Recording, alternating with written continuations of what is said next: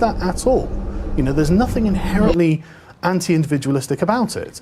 Well, wouldn't that eliminate competition, which is... Not necessarily, because I mean, it might be that people create things that can't be created by this, you know, by this automated process or whatever.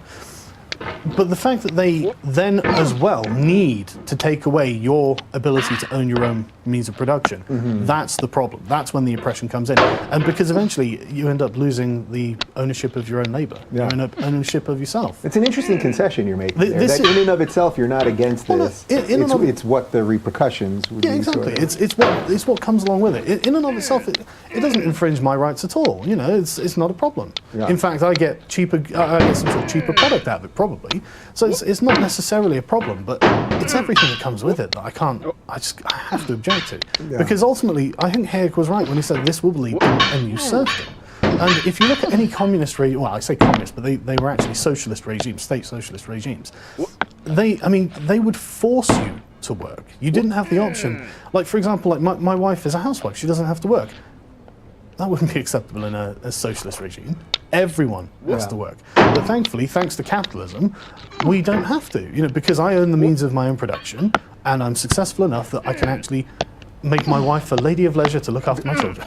Yeah, that's pretty sweet. Like a good patriarch. Like a real white supremacist, patriarchal, blah, blah, blah. But that's actually a great segue to where I wanted to go with this, which is that, so I think we've shown for the people that don't know you, you have a command of the issues, you know what you're talking about. What's interesting is, so you're in this YouTube community that I'm obviously in as well. And we just talked briefly before we sat down, but you mentioned something interesting about how it's like for us for those of us that have been talking about this stuff, whether you agree with this or not, but those of us that have been talking about politics on YouTube in our sort of circles that we're doing it, that are constantly expanding and changing and all that, that we're refining our ideas. Oh, yeah. And I love this concept because it seems to me that internet culture is bubbling out now into mainstream culture. And now there's this group of people online that I think we're a part of that have helped refine some ideas so that people that are not part of it can take those ideas and hopefully run for office or put them, or just put them into their own lives however they do. Absolutely. I mean, like, I want to give full credit to all of the people in all of the ideological spheres that I oppose, that are opposed to me. Right? Yeah. They are absolutely intellectual prize fighters. They are 100%, I mean, I don't want to say experts because that's a bit too far, but they are very, very well versed in their ideological sphere. You know, the libertarians, the socialists, the anarchists, all of these people are, and even the alt-right, many of them are really well read in their particular narrow genre. And they are very comprehensively read sometimes, and they put forward their arguments very, very well. And it is like a brawl down on the shop floor, as it were. Yeah. And if it wasn't for them, and if we make each other sharper, there's no doubt about it. And so there's definitely a lot to be said for the grand argument that's going on YouTube. But yeah, there's a term called the long march through the institutions that the alt-right will tell you the Marxists have done through the universities. And it's hard to really argue with this. I mean, whether it was a coordinated thing or not is obviously up for debate. But it's hard to argue that they've done this because they literally are almost in command of these universities. I mean, like, what was the Brett Weinstein's university? Evergreen State. That was it. Yeah.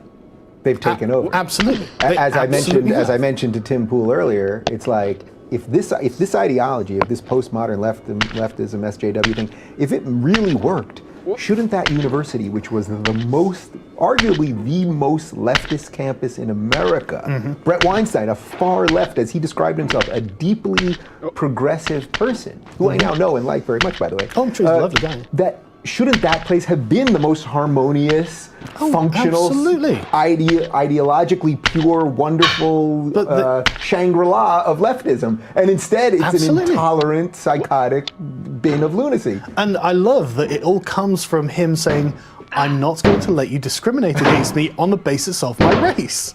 And fair, you know, hands down, applaud the guy for standing up for himself. Because when you have a mob of ideologically convicted bullies, you know, and these people will commit violence. I mean, we've seen it so many times. They will start the violence. For him to then stand up to them in the flesh, you know, when they're bearing down on him saying, look, I want a dialectic and not a debate, that's incredibly brave. I mean, honestly, a lot of people, I can see why a lot of people just lower their heads and carry on with their lives, because it's a lot easier if you do. But that's the point. That's the reason that they win, is because of this. We need people who do not agree with them to say they don't agree with them. And this is what I'm saying, that this is what actually needs to happen, is we need to begin our long march through the institutions. If you're in university at the moment and you're concerned with the progression of Marxist ideologies, and you're a liberal and you want to promote these values, you have to stay in the university. I know you might be thinking, well, I'm doing my degree in whatever, I'm going to get out, I'm going to make a lot of money. Well, that's you actually abdicating your responsibility to the next generation. I hate to say it. It's so interesting. You're going to have to stay there. Yeah, when I go to college campuses,